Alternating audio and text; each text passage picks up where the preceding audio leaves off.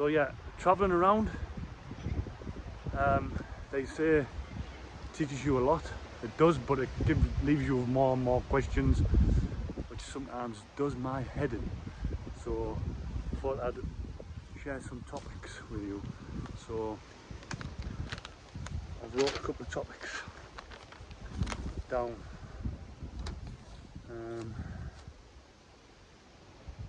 Sipping on warm water and doing a puzzle.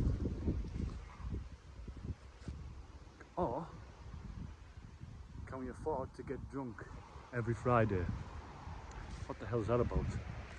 Expansion of NATO and the climate anti-oil agenda. Is there no end to America's hegemony?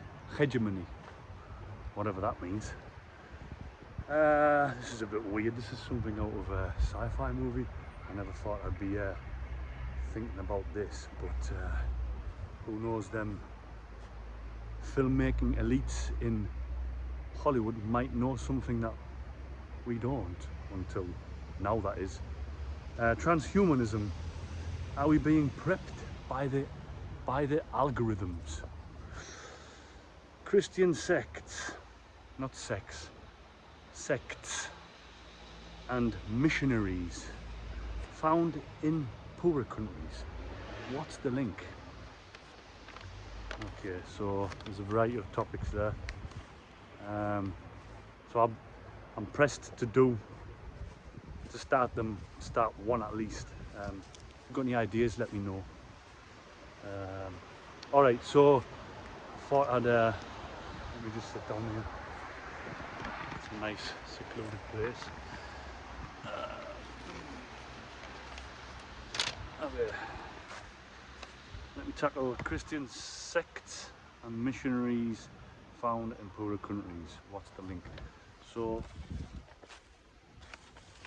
with this one, this is I'm not really a religious person. I'm agnostic, whatever that means. I know there's something out there, but I don't make a big deal out of it. I live and let live, and I don't like to preach to others. My relationship with God is private, basically.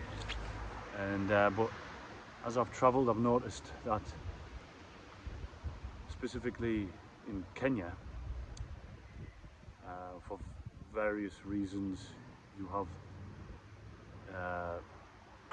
Christianity entering there, and I've came across how can I put it, like very judgmental people.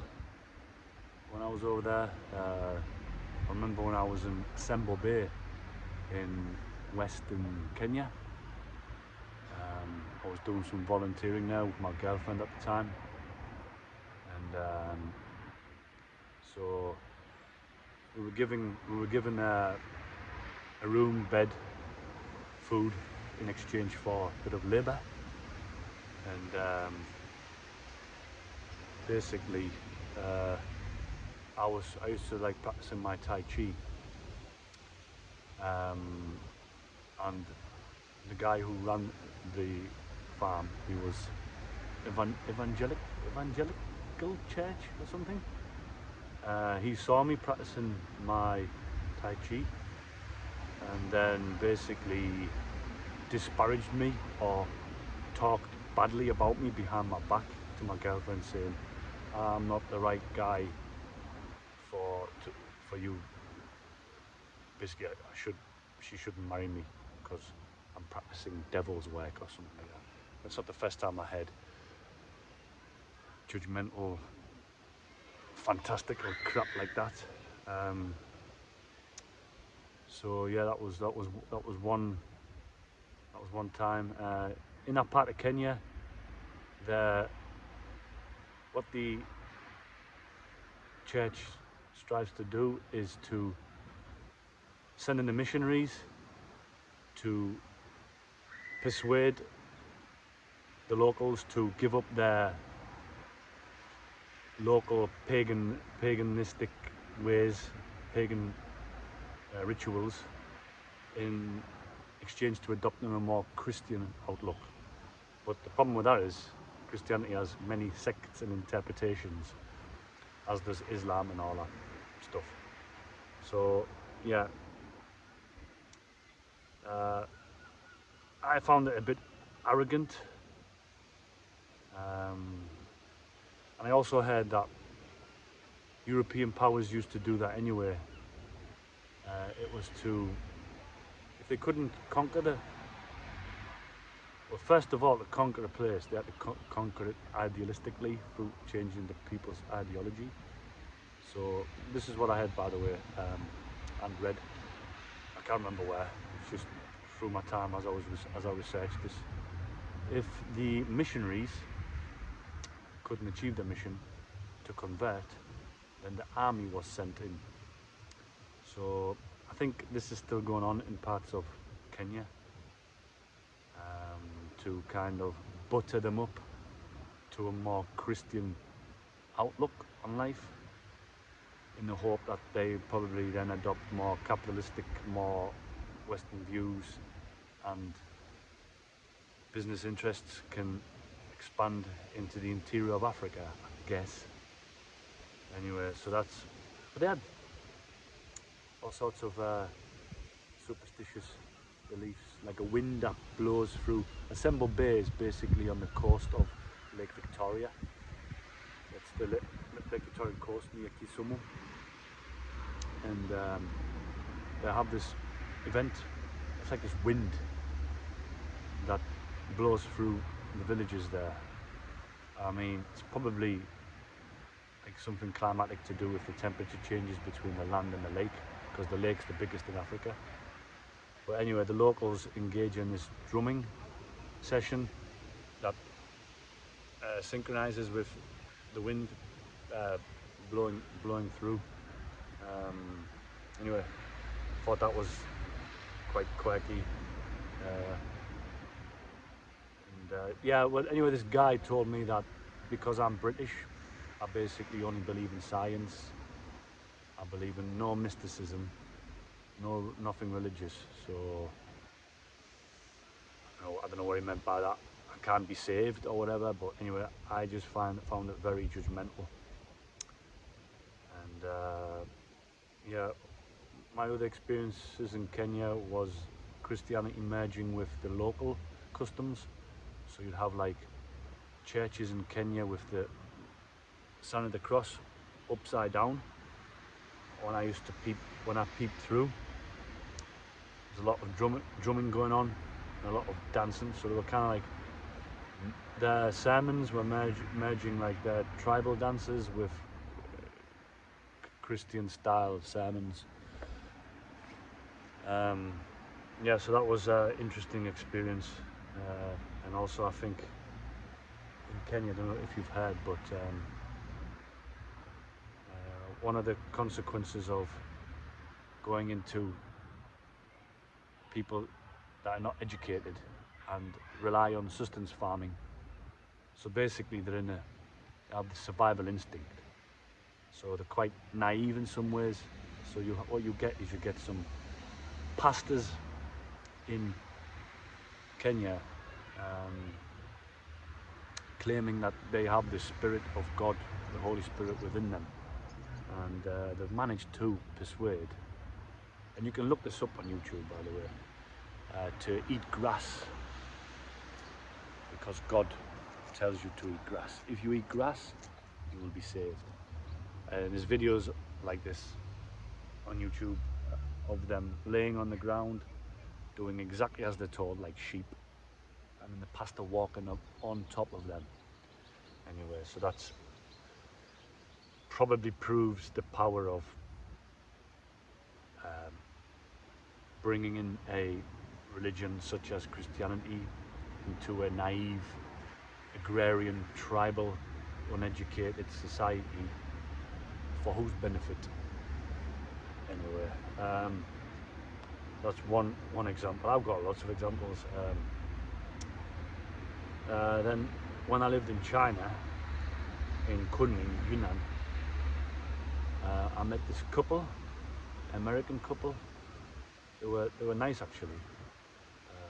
They used to invite me prepare meals for me. And yeah, there were also missionaries there employed by the university to teach English. And in their spare time, they did something else. Well, they did the missionary missions. And I remember they were flicking through the photographs on the phone, and one photograph I saw this young girl in a bathtub, but they quickly swiped that away.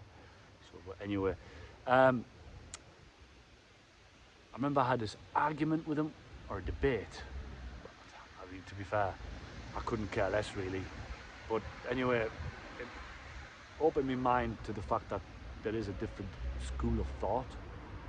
And basically, they were trying to convince me that dinosaurs and people coexisted 10,000 years ago. And that flood, where what the ark was on, well, that saved the mammals, but the dinosaurs perished. And at that time, there was a great volcanic geological upheaval, lots of volcanic explosions, tectonic activity, lava floods, killed the dinosaurs and encrusted them in the sediments. Not over millions of years, but over a few months, as the ark floated away safely with the coupled up mammals, right, male and females, for the future. Yeah, so I found that interesting. And then I remember when I was there, I had a t-shirt, a Quicksilver t-shirt, which had a skull here, and out the skull's eye socket came a cobra, like a very colourful cobra, obviously that fanned out, just snarling with its fangs. I thought it was cool. When they saw it, they were freaked out. It basically said that where the skull is positioned near on my stomach, I'm at risk of developing stomach cancer because it's evil. This t-shirt I'm wearing is pure evil because it's a snake, obviously. And you know, snake is Lucifer in Christian texts, right? Anyway, I've got more examples. Okay, so now fast forward till recently, to Cambodia. So again, Cambodia, what can we link with Kenya? A lot of poverty. In many ways it's similar. It's got that rustic charm about it, organic food, muddy lanes, muddy roads, jungles, kind of like Kenya, right? But the only difference there is they have somewhat of a higher level established culture, the Buddhist culture, with its texts, with its scriptures, language,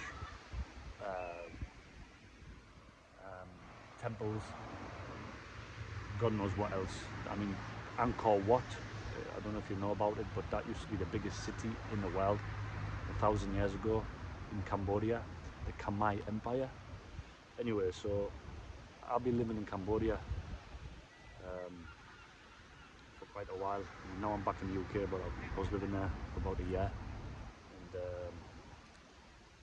yeah, I met this Filipina girl, and as you know, Filipinos love their Catholicism. Which is fair enough, believe what you want to believe, live and let live, right? Anyway, I met her friends, missionaries.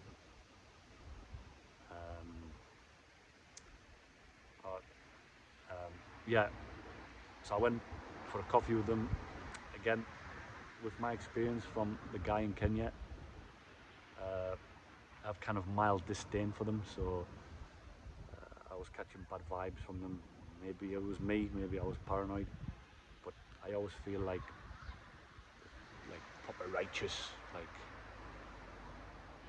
it's almost like they've got a clipboard and notebook and they're like observing you and already putting judgment on you, like, Are you going to go to purgatory? Are you going to go to hell? Or are you going to go up there? Are you going to go up there along with us, the chosen ones? Anyway, so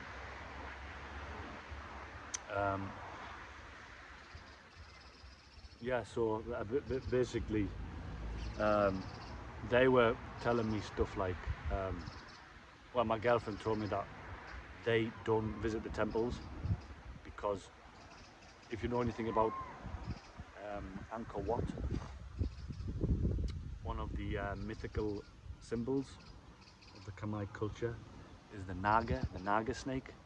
It's a serpent that is actually a positive image in that part of the world, but obviously not in the Christian world, because that's Lucifer, right? The one that tempted Adam and Eve to take that apple. But it's got completely nothing to do with that European, Israeli, whatever the is Christian side of it. It's East Asia, Southeast Asia. So yeah, they won't visit the Angkor Wat temples just because of that snake, and just because it's Buddhism, and they are not Buddhists, they are Christians. So what exactly are you doing in that country? Trying to persuade, I would probably call it brainwash in some instances, persuade the local people. First of all, you're given a visa. Secondly, the officials, the authorities know what you're doing, which is fine. Freedom to believe, religious freedoms, fine. But you are persuading the locals, and the locals are allowing you to stay there.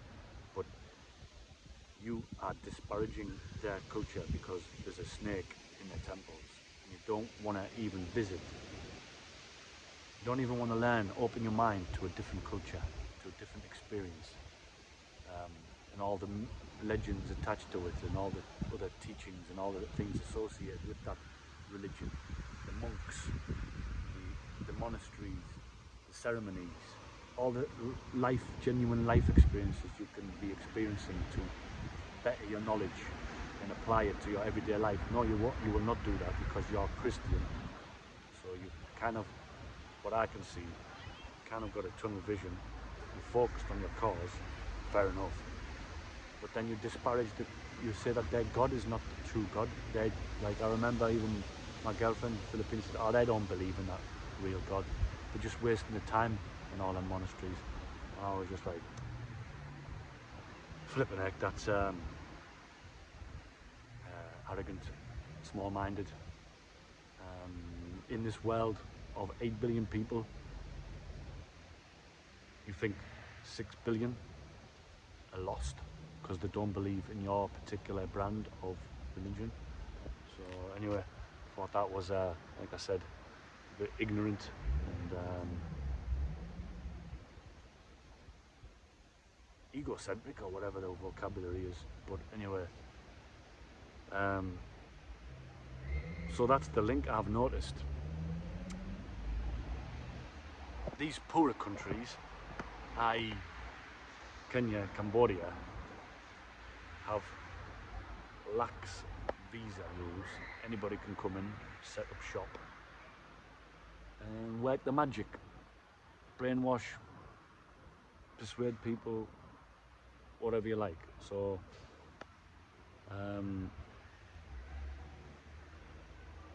so basically, that's the link there, and the lesson from that is just live and let live, experience the world, and don't be influenced by these people, because I know there's a lot of people that are naive, innocent in some ways in these countries, and they can't think for themselves. So think for yourself, try to question and experience the world if you can, in its entirety, if you can do that. Yeah, so that's a long video, probably crap for many people, but I'm sure some African viewers can relate to this. If any Cambodians are watching, now you know why these people are so judgmental. And yeah, so that's the background about that. All right, so there's somebody there. All right, so any more topic ideas, just let me know. I'll see you all later.